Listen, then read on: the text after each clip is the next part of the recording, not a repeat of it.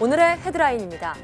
제약업체 간의 보톡스 분쟁 조사에 한국형 디스커버리 제도가 처음으로 적용됩니다. 분쟁 당사자가 갖고 있는 증거를 공개하도록 강제하는 제도인데 2년 넘게 끌어온 보톡스 분쟁의 실체가 드러날지 주목됩니다. 해외 직구로 구매할 수 있는 세정제와 살균제 일부 제품에서 국내에서 사용이 금지된 살균 보존제가 검출됐습니다. 소비자원은 제품 판매 중지를 권고하고 해외 구매 대행 사업자에게 생활화학제품 제도와 안전 기준을 설명할 계획입니다. 최근 필리핀에서 스마트폰의 방수 기능 덕분에 해상 사고에서 목숨을 구한 사건이 있었는데요. 예전엔 군사작전 등에서만 방수 기능이 사용됐지만 요즘에는 우리가 갖고 있는 전자제품 대부분이 방수 처리가 되어 있습니다. 오늘 스마트 라이프에서 스마트폰의 방수 기능과 진화에 대해 알아봅니다. 순수 국내 기술로 치매나 유전 질환 등을 진단할 수 있는 인공지능이 개발돼 임상 시험에 들어갔습니다. 이 토종 인공지능 의사를 이용하면 진단에 걸리는 시간이 많이 줄고 개인 특성에 맞춘 질병 예측과 치료가 가능해 개인 맞춤형 의료 시대가 열릴 전망입니다.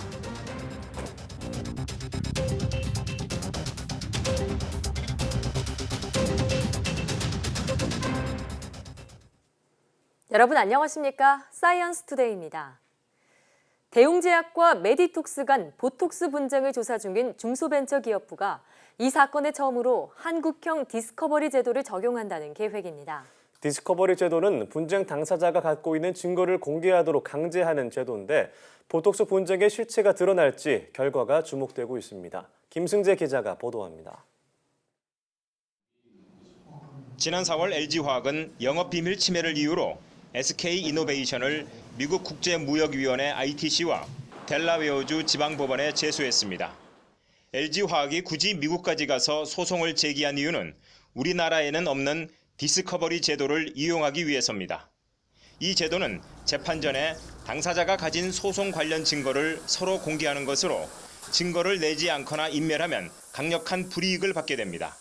대웅제약과 보툴리눔 톡신, 즉 보톡스 분쟁을 벌이고 있는 메디톡스 역시 대웅제약이 영업비밀을 이유로 국내에서 증거를 공개하지 않아 미국 ITC에 제소하게 됐다고 설명합니다. 보톡스 분쟁을 제1호 중소기업 기술 침해 행위 행정조사 사건으로 결정한 중소벤처기업부는 이번 사건에 한국형 디스커버리 제도를 활용한다는 계획입니다. 중소기업 기술 침해 행위 행정조사에 있어서도 이러한 디스커버리 제도를 도입을 해서 중소기업이 소송이나 다른 절차에 이용하는 데 도움이 되도록. 중소기업의 70%는 긴 소송 기간과 증거 확보의 어려움 때문에 기술 침해를 당해도 소송을 꺼리고 있습니다.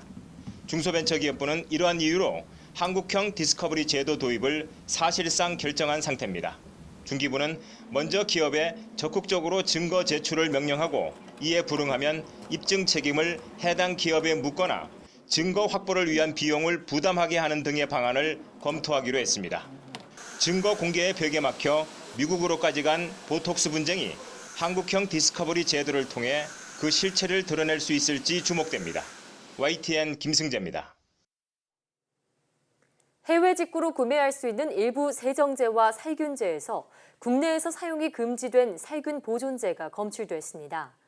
한국소비자원이 해외 온라인 쇼핑몰과 국내 구매 대행 사이트에서 판매하는 분사형 세정제와 살균제 25개 제품을 조사한 결과 7개 제품에서 국내에서 사용이 금지된 물질이 나온 것으로 확인됐습니다. 7개 제품 모두 환경부가 유독물질로 정한 MIT 성분이 검출됐고 이 가운데 3개 제품에서는 또 다른 성분의 유독물질인 CMIT가 1개에서는 폼알데하이드가 기준치 이상 나왔습니다. MIT와 CMIT는 노출되면 피부와 호흡기, 눈에 자극을 줄 수 있고 폼알데하이드는 암 또는 백혈병을 유발할 수 있는 물질입니다. 소비자원은 환경부와 함께 문제의 제품 판매 중지를 권고하고 해외 상품 구매 대행 사업자에게 생활화학 제품 제도와 안전 기준을 설명할 계획입니다. 중국산 조개젓에서 또다시 A형 간염 바이러스 유전자가 나왔습니다. 질병관리본부는 중국에서 제조하고 국내에서 추가 가공한 조개젓을 수거해 검사한 결과 A형 간염 바이러스 유전자가 검출돼 추가 역학 조사를 하고 있다고 밝혔습니다. 질병관리본부는 충남의 한 병원 종사자 6명이 A형 간염에 걸리자 지자체와 역학조사를 하는 과정에서 해당 조개젓이 병원 직원 식당에 제공된 것을 확인했습니다. 해당 조개젓은 다행히 병원 입원 환자에게는 제공되지 않았으며 질병관리본부는 병원 종사자와 환자 중에서 A형 간염 항체를 가지고 있지 않은 사람들을 대상으로 예방접종을 완료했습니다. 조개젓이 제공된 직원 식당에서 남은 식자재도 모두 폐기했습니다. 조개젓에서 A형 간염 바이러스 유전자가 검출된 것은 이번이 6번째입니다. 일회용 기저귀를 의료 폐기물에서 제외하는 문제를 놓고 요즘 논란이 많습니다.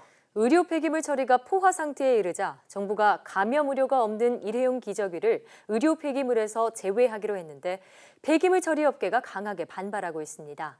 황선욱 기자가 보도합니다. 지난해 전국에서 배출한 의료 폐기물은 22만 6천 톤, 2013년 14만 4천 톤 규모였던 의료 폐기물이 5년 새 57% 늘어났습니다. 가장 큰 요인은 요양병원 등의 일회용 기저귀입니다. 하지만 의료 폐기물 전용 소각장은 13곳 그대로여서 이미 처리 능력을 넘어섰습니다. 의료 폐기물이 넘쳐나자 환경부는 감염 우려가 없는 일회용 기저귀를 의료 폐기물에서 제외하는 폐기물관리법 시행령 등 개정안을 입법 예고했습니다. 이렇게 되자 소각 물량 감소를 우려한 폐기물 처리 업계가 반발하고 나섰습니다.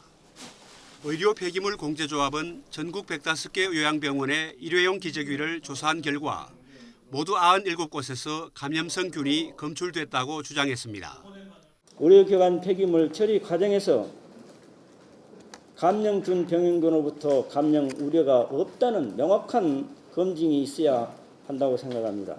하지만 균이 검출됐다고 바로 감염 우려가 크다고 결론 내리는 것은 잘못이라고 전문가들은 지적합니다. 나왔다라는 것만 갖고 그것이 감염의 위험성이 있다, 위해성이 있다라고 단정하는 것은 굉장히 과학적인 큰 오류입니다. 가장 뚜렷한 해법은 의료 폐기물 소각장 추가 건설입니다. 하지만 선정지역 주민들의 반대로 사업이 중단되거나 아예 취소됐습니다. 환경부는 근본적인 해결 방안으로 의료 폐기물을 일반 폐기물 소각장에서도 소각할 수 있도록 하는 방안을 검토하고 있습니다. YTN 황순욱입니다. 흡연 경고 그림과 문구가 지금보다 더 커지는 등 금연 정책이 강화됩니다.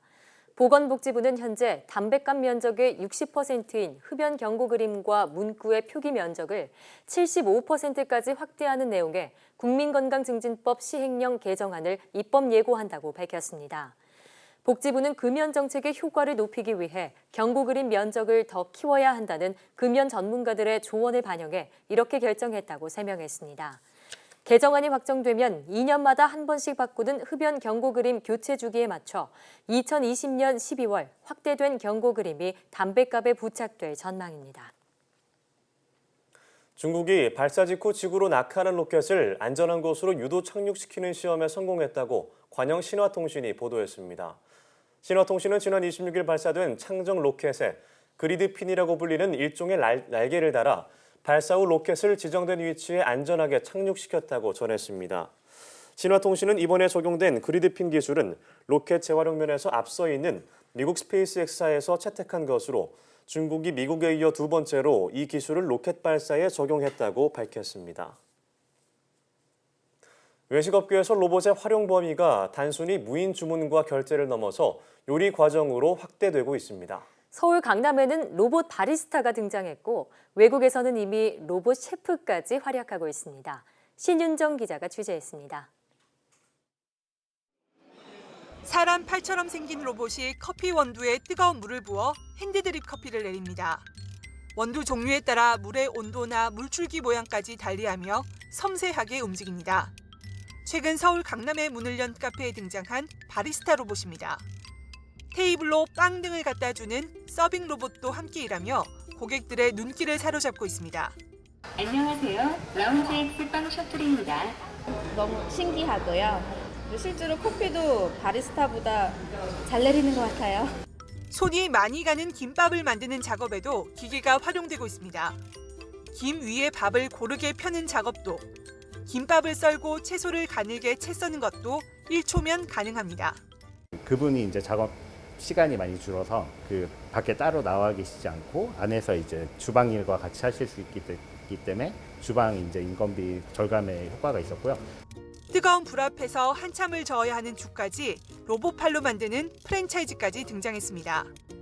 모두 사람이 하던 단순 반복 노동을 대신해 주는데 해외에서는 더 다양한 작업을 하고 있습니다.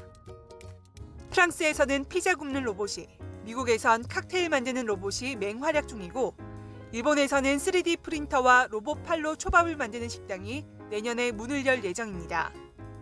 로봇 셰프, 로봇 바리스타가 등장해서 이제 서비스 산업에서의 이 일자리 문제가 심각해지고 있거든요. 많은 지금 우려와 그런 문제점들을 자아내고 있죠. 로봇 기술을 활용해 노동력과 시간은 줄이면서도 창조적인 일자리 창출 등 로봇과 인간의 상생 방안도 고민할 시점입니다. YTN 신윤정입니다. 여름철 물에 빠지는 사고에 대비해 구조 장비가 배치돼 있지만 막상 현장에서는 제대로 활용하지 못하는 경우가 많은데요. 물에 빠진 사람에게 쉽게 구명 튜브를 던질 수 있는 장비가 개발됐습니다. 이윤재 기자가 취재했습니다. 저수지에 물에 빠진 사람이 허우적거립니다. 발견한 사람이 주변에서 가져온 구명 튜브. 튜브에 연결된 밧줄은 어지럽게 엉켜 있고 익수자를 향해 힘껏 던져보지만 닿지 않습니다. 실제 1.5km 남짓한 구명 튜브는 성인 남성이 던져도 10m 안팎이 고작입니다. 전국에 설치되어 있는 구명함을 보게 되면 한 10m 정도의 줄을 연결해 놓은 구명 튜브가 전부인데요. 이것은 구조할 수 있는 범위가 매우 제한적이고 효과적으로 구명할 수 있는 방법은 거의 없는 것이 현실입니다. 로켓 모양의 물체, 발사대에 꽂은 뒤 버튼을 누르자 30m 정도 떨어진 익수자 근처에 정확히 떨어지고 순식간에 튜브로 변신합니다.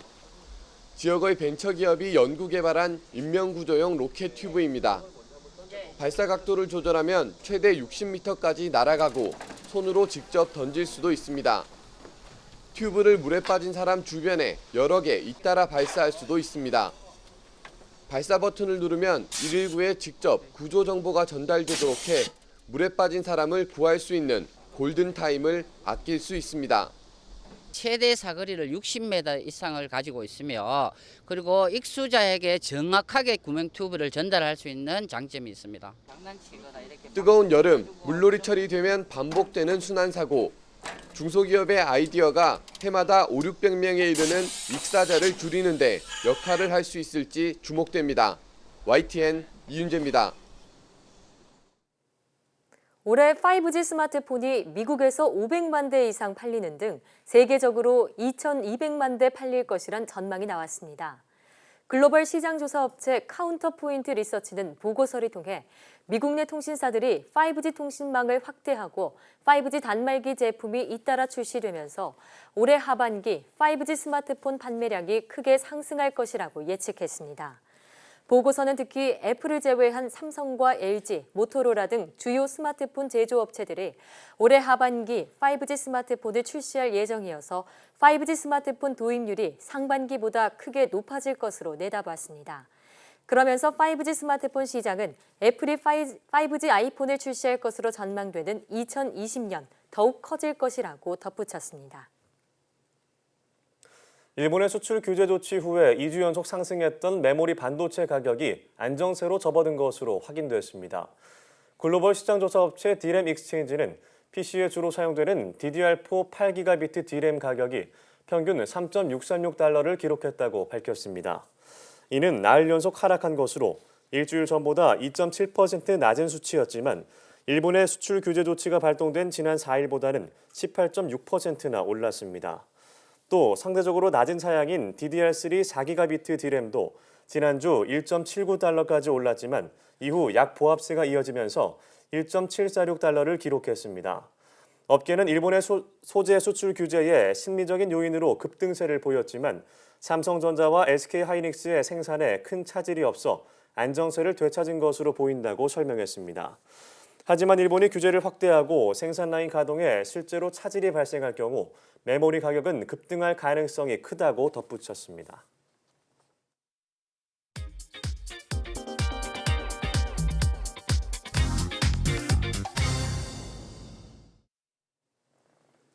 지난 7월 8일 필리핀 세부에서 보트 전복 사고가 발생했는데요. 다행히 스마트폰 방수 기능으로 빠른 신고를 해 목숨을 구할 수 있었다고 합니다. 이 스마트폰의 방수 기능 덕에 승객의 안전까지 지켜낼 수 있었던 건데요. 네, 그래서 오늘 스마트 라이프 시간에는 스마트폰의 방수 기능과 진화에 대해서 알아보겠습니다. IT 칼럼니스트 이호은 씨와 함께합니다. 네, 안녕하세요. 안녕하세요. 네, 앞서 얘기했던 필리핀 세부 전복 사고도 그렇고 이 스마트폰 방수로 인명을 구조한 사례가 더 있나요? 흔하진 않지만 가끔씩 좀 일어나는 그런 일입니다. 예를 들어서 지난 2017년에요.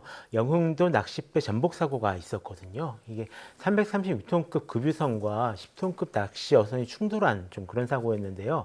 이때 안타깝게도 좀 많은 분들이 돌아가셨습니다. 다만 이 생존자 가운데 3분은 이 배가 뒤집일 때 생긴 에어포켓에 갇혀 계셨거든요. 여기서 이 방수가 되는 스마트폰으로 자신들의 위치를 이제 GPS 위치를 전송을 해가지고 구조를 좀 받으실 수가 있었다고 합니다. 기분들 얘기 들어보면 혹시라도 이 스마트폰이 꺼질까봐 계속 조심스럽게 껐다 켰다 하면서 계속 버티셨다라고 해요. 정말 이 방수 기능이 되는 스마트폰이 그분들께는 정말 목숨을 구할 수 있는 생명줄이었던 셈인데요.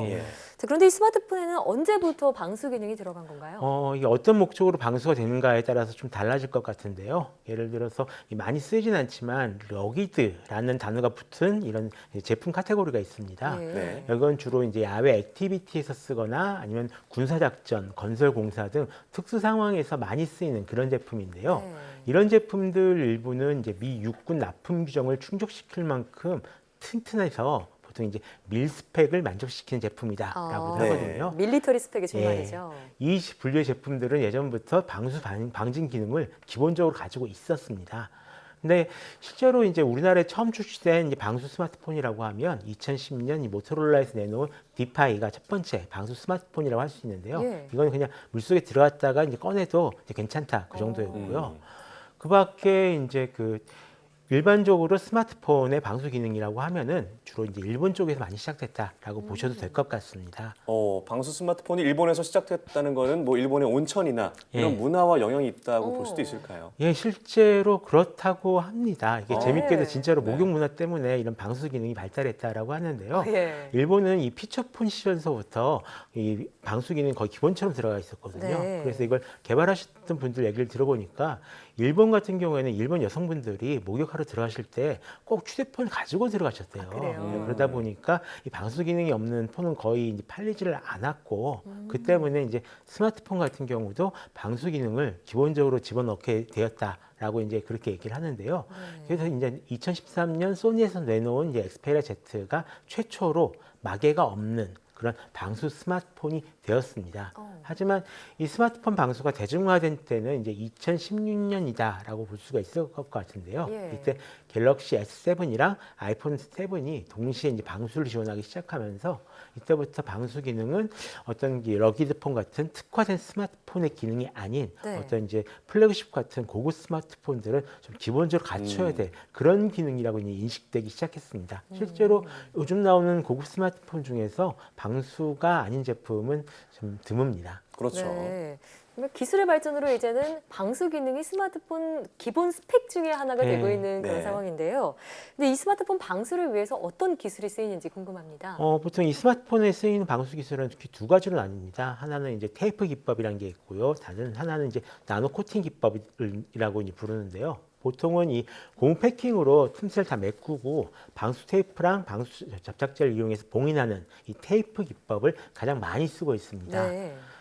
이게 스마트키 같은 경우는 이게 계속 얇아지잖아요. 근데 이걸 위에 테이프를 붙이고 막고 이러면서 방수를 이제 하려고 하니까 이게 생각보다 굉장히 난이도가 굉장히 높은 그런 작업이다라고 합니다. 그래서 다음에 대신에 이제 또 고장이 나서 한번 뜯잖아요. 뜯게 되면 방수 기능이 좀 사라지는 그런 문제가 있습니다. 그밖에 나노 코팅 기법 같은 경우 요즘 계속 연구 중인 건데요. 이거는 그 부품 위에 나노 입자를 뿌려가지고 막을 씌워요. 그래가지고 물에 아예 못 들어가게 하는 거거든요. 근데 만들기는 굉장히 좀 간단한 편이지만 이게 일단은 시간이 지나면 약해지는 부분도 있고요. 그다음에 방진 기능은 같이 못하고 있어가지고 먼지 제거는 안 돼요. 예, 그리고 또 이제 충격 같은 거 받으면 좀 쉽게 깨지고요. 이런 단점이 있다라고 합니다. 네, 뭐 지금 방송을 보시는 분들 중에 내 스마트폰이 방수가 되는 걸까 궁금하신 분들이 있을 것 같은데 거예요. 확인하는 방법이 따로 있나요? 인터넷에 검색해 보시면 됩니다. 아, 바로 나오네. 예. 그냥 일단 내가 가진 이 스마트폰 이름을 아시잖아요. 네. 그걸 갖다가 인터넷에 검색을 해보면 스마트폰 스펙이 뜹니다. 이 예. 스마트폰 스펙이 뜨면은 이 방수가 된 제품들은 앞에 무슨 IP라는 알파벳이 붙은 IP 기록이 요? 있는데요. 예, 이 IP 뒤에 뭐 6이나 7 같은 숫자가 붙은 이런 등급을 방수 방진 등급을 지원한다라는 표시가 되어 있을 겁니다. 그래서 이런 표시가 있으면 아 방수 방진이 지원되는 스마트폰이구나라고 이제 생각을 하시면 되는데요. 여기서 IP라는 알파벳은 이제 국제전기기술위원회에서 정한 국제표준 규격을 나타내는 그런 거고요. 다음에 이 방수 방진 등급이 IP6A 이런 식으로 이제 표기되어 있으면 앞자리 6은 방진 등급, 뒷자리 8은 방수 등급이거든요.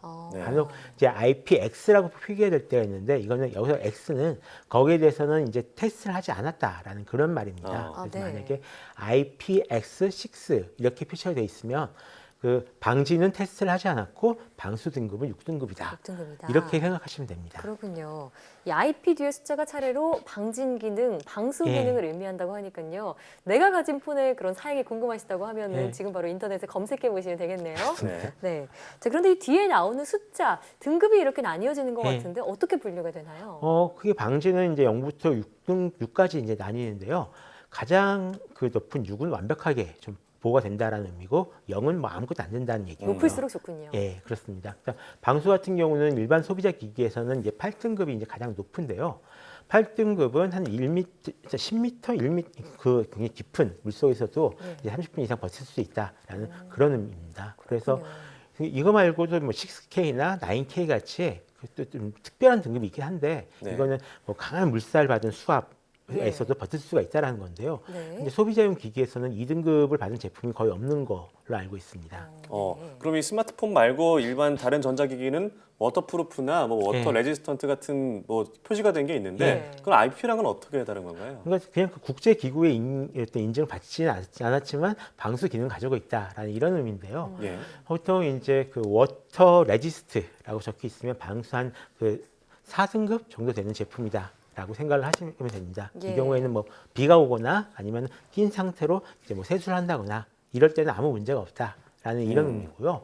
보통 이제 전자시계나 캠핑용 스피커 또 이제 스포츠 이어폰 같은 제품들이 이 방수를 지원하고 있습니다. 또 반대하는 게 조금 깊게 나가면 완전 방수 제품은 워터프루프라고 써져 있거든요. 이게 방수 7등급 이상 제품이라고 보시면 되는데요. 이 정도면 우리가 일상에서 액체를 만나는 대부분 상황, 그러니까 음료수를 쏟거나 비를 맞거나 샤워를 하거나 수영을 할 때도 방수가 가능한 그런 제품입니다. 다만 이런 테스트 결과를 너무 믿지는 말고 험하게 사용하시면 안 될 것 같습니다. 그렇겠죠.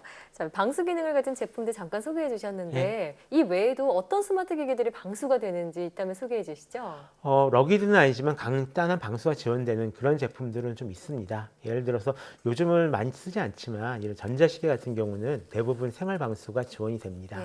그리고 시계가 아니어도 아까 얘기한 스포츠 이어폰이나 스마트워치 같은 이제 웨어러블 기기들 같은 경우는 기본적으로 방수 처리가 되어 있다라고 생각을 하셔도 되고요. 그 밖에 요즘 이제 야외 활동, 특히 캠핑을 즐기시는 분들이 많아지면서 그분들을 위한 제품도 많이 나왔는데요. 캠핑용 스피커나 배터리, DSLR 카메라나 렌즈 같은 경우도 생활 방수를 지원하는 경우가 있습니다. 예. 아쉽게도 노트북 컴퓨터 같은 경우는 아직까지 이 방수 제품이 러기드 제품을 제외하면 별로 없어요. 그래서 뭔가 쏟으시면 좀 위험한 그런 제품들이 많은데요. 대신에 이 키보드는 생활 방수가 지원되는 제품이 있습니다. 그래서 음료수 같은 거 쏟아도 이제 닦아내고 바로 쓰실 수 있는 그런 제품들이 있거든요. 그래서 이제 혹시라도 또 이제 방수가 안 되는 스마트 기기를 가지고 있다라고 하시면은 이 비닐 지퍼백이 있습니다. 이 지퍼백을 하나 갖고 다니시는 걸 제가 추천하는데요. 실제로 저도 비 오는 날에는 이 비닐 지퍼백 안에다가 뭐 책이나 이런 좀 젖으면 안 되는 것들, 뭐 배터리 이런 것들 넣어서 다니거든요. 지퍼백이에요. 예, 요거 하나만 있어도 생활 방수 정도는 충분히 커버를 해주니까요. 굉장히 유용하게 쓰실 수 있으실 겁니다.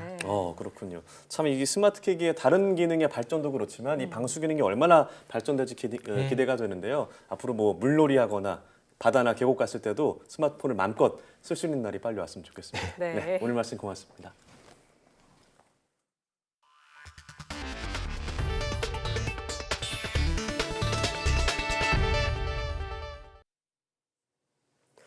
질병을 진단하고 치료를 도울 수 있을 정도로 인공지능 기술은 이미 크게 발전했는데요. 네, 치매나 유전 질환 등을 각각 진단할 수 있는 인공지능이 순수 국내 기술로 개발돼 임상 시험에 들어갔습니다. 이혜리 기자의 보도입니다. 치매가 나타나기 시작하면 뇌의 부피나 형태에 미세한 변화가 생깁니다. 이를 파악하기 위해 MRI를 촬영하는데 눈으로는 이를 정밀하게 판독하기가 쉽지 않습니다.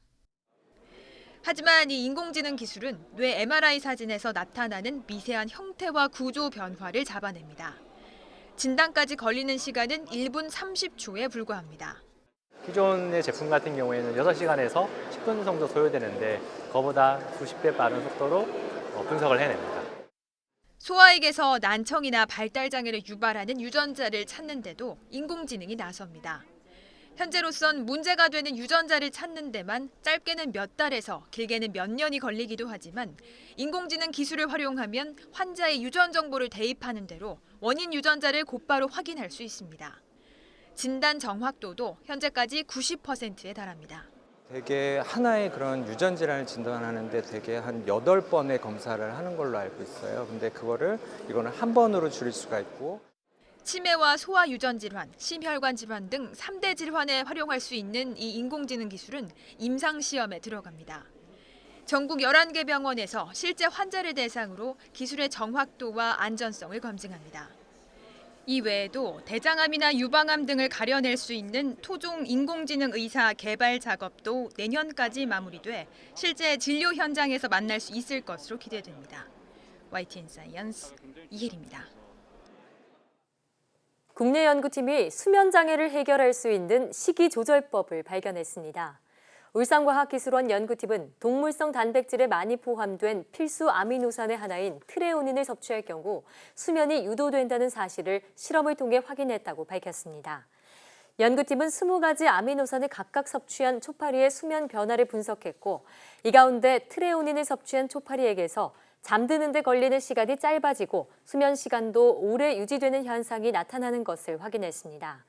이어 이런 현상은 트레오닌이 수면에 영향을 주는 뇌신경세포의 신호 전달에 변화를 일으키는 것으로 분석했습니다.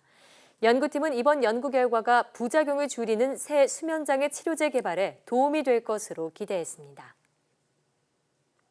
국내 연구진이 암의 성장과 전이를 차단할 수 있는 단백질의 역할을 밝혀냈습니다. 차의과대 분당차병원은 그동안 면역세포를 활성화하는 것으로 알려진 스팅이라는 단백질이 암의 비정상적인 혈관을 사라지도록 해 암의 성장과 전이를 억제하는 것으로 나타났다고 밝혔습니다. 연구팀은 주에 스팅 단백질을 활성화하는 약물을 주입했더니 암세포를 공격하는 면역세포가 증가했고 동시에 암 종양 속에 있는 비정상적인 혈관 일부가 사라진 것을 확인했습니다. 암 속에 무분별하게 생기는 혈관은 면역세포가 종양 내로 침투하는 것을 방해해 면역 항암 치료의 걸림돌 가운데 하나로 알려졌습니다. 연구팀은 이번 연구 결과가 면역 항암제의 효과를 높일 수 있는 새로운 치료 전략을 마련하는 데 도움이 될 수 있을 것으로 기대했습니다. 정확한 원인이 뭔지, 유병률이 얼마나 되는지도 모르는데 최근 몇 년 사이 늘고 있는 소아 치과 증상이 있습니다. 아직 정식 진단명도 없어서 어금니와 앞니 이상 현상으로 불리는데 잇몸 질환을 일으켜 대개 치아를 빼야 하는 심각한 증상입니다. 김정회 기자의 단독 보도입니다. 어금니 뿌리에 심한 염증이 생겨 응급 상황까지 갔던 환자입니다. 치료 도중 반대쪽 어금니 뿌리에서도 같은 증상이 확인됐는데 결국 뽑기로 했습니다. 반대쪽이 한쪽이 염증이 계속 유발돼서 지금 발치를 해야 되는 상황이에요. 이 환자는 MIM이라는 신종 증상에 의한 염증이 문제였습니다. MIM은 소아청소년의 어금니와 앞니가 연구치료 나올 때 이상이 있어서 잇몸 질환을 일으키는 증상입니다. 치아의 뿌리 모양이 기형적인 게 특징입니다. 방사선 사진상으로 보았을 때 심하게 협착된 신경관을 보이고 또 정상에 비해서 매우 길거나 혹은 매우 짧거나 매우 휘어져 있는 치아 뿌리 이렇게 기형의 모습을 보이고 있습니다. 처음 알려진 건 불과 5년 전 12명의 환자를 대상으로 한 국내 연구진의 논문이 해외 저널에 게재되면서입니다. 환자들이 오는데 그동안 저희가 알려졌던 그런 질환이 아니고 뭔가 새로운 그런 질환인 것 같아서 다른 외국에서도 비슷한 케이스들에 대한 그런 증례라든지 또 원인이 뭘까라는 그런 부분에 대한 연구들이 많이 진행이 돼서 새로운 질환이라 아직 정확한 원인도 모릅니다. 다만 영구치 앞니와 어금니 발생이 시작되는 한 살 전에 수막염 같은 뇌나 중추신경계 질환을 크게 앓은 경우 영향을 준다고 추정할 뿐입니다. 그러나 중요한 건 해당 증상으로 병원을 찾는 아이들이 는다는 겁니다. 더구나 치료해도 예후가 나빠서 전문의들은 다른 소아치과 질환보다 심각하게 봅니다. 정상적인 치아의 뿌리 모양과 많이 달라서 신경치료 자체가 불가능한 경우도 있고 특히 또 신경치료를 하더라도 발치 상황까지 가는 경우가 많이 있기 때문에 검진으로 문제가 있는지 찾고 그에 맞는 치료를 하는 게 지금으로선 최선입니다. 특히 돌 전에 심한 병을 앓았거나 인큐베이터에 있었던 아이들은 치과 검진 때 엑스레이 사진을 찍어서 뿌리 상태를 확인하는 게 필요합니다. 신경치료도 시행되지만 일단 염증이 생기면 계속 악화하는 편이라 미리 발치하고 교정치료로 마무리하는 방법이 많이 쓰입니다. YTN 김정혜입니다. 우리나라 건강보험에 가입해서 건강보험료를 내는 재외국민 포함 외국인이 100만 명을 넘었습니다. 국내에 6개월 이상 머무르는 외국인은 건강보험에 의무적으로 가입하도록 하는 제도의 영향 때문입니다. 보도에 한영규 기자입니다. 우리나라 건강보험에 가입한 외국인과 재외 국민이 100만 명을 돌파해 120만 명에 육박하고 있습니다. 이달 16일부터 국내에 6개월 이상 체류한 외국인은 의무적으로 건강보험 지역가입자로 가입하도록 하면서 21만 8천 명이 한꺼번에 건강보험에 가입했습니다. 국내에 체류하는 외국인이 늘어나면서 비싼 진료만 받고 출국하는 도덕적 해이가 그동안 문제가 되었습니다. 이른바 먹튀 진료를 막고 내국인 가입자와의 형평성을 높이기 위해 외국인에 대한 건강보험 자격 관리가 강화돼 왔습니다. 지난해 12월 중순부터 건강보험 혜택을 받을 수 있는 최소 체류 기간을 3개월에서 6개월로 강화했습니다. 이달 16일부터는 외국인과 재외 국민이 6개월 이상 국내에 머무를 경우 의무적으로 건강보험 지역가입자로 가입해 보험료를 부담하도록 했습니다. 외국인과 재외 국민은 국내에 소득과 재산이 없거나 파악이 곤란한 경우가 많아 내국인 가입자가 부담하는 보험료 평균인 11만 3천 원을 내야 합니다. 다만 외국인 유학생은 특수한 상황을 고려해 한시적으로 건강보험 의무 가입 대상에서 제외되지만 2021년 3월부터 지역 가입자로 의무 가입해야 합니다. 건강보험료를 체납하면 체납한 보험료를 완납할 때까지 보험급여가 제한돼 의료비를 100% 본인이 부담해야 합니다. 또 법무부 출입국 외국인 관서에 비자 연장을 신청할 때 체류 허가 제한 등 처분을 받을 수 있습니다. YTN 한윤규입니다. 지난해 바이오 의약품의 선전으로 국산 의약품 전체 수출액이 5조 원을 넘었습니다. 식품의약품안전처는 지난해 의약품 수출액이 46억 7천만 달러, 5조 1천억 원으로 한 해 전보다 15% 증가해 역대 최대 수출 실적을 기록했다고 밝혔습니다. 이 가운데 바이오 의약품 수출액은 15억 6천만 달러로 전체의 33%를 차지했습니다. 지난해 바이오 의약품을 가장 많이 수출한 지역은 유럽이었고 이어 아시아와 북미 순이었습니다. 식약처는 우리 기술로 개발된 바이오 의약품이 미국, 유럽 등 선진국까지 허가 사용돼 양적인 팽창뿐 아니라 질적인 성장도 동반하고 있음을 시사한다고 분석했습니다.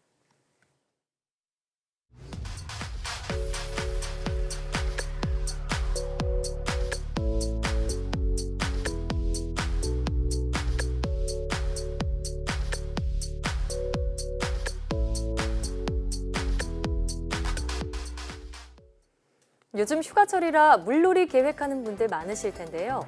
방수가 되는 스마트폰이라고 해서 무조건 안심하면 안 되겠습니다. 네, 방수 기능 실험은 15도에서 35도의 깨끗한 물에서 진행하기 때문에 다른 성분이 함유된 물에서 방수가 될지 장담하기는 어려운데요. 게다가 바닷물은 방수 기능과 별개로 염분이 들어가면 부식 속도가 빨라지기 때문에 특히 주의해야 합니다.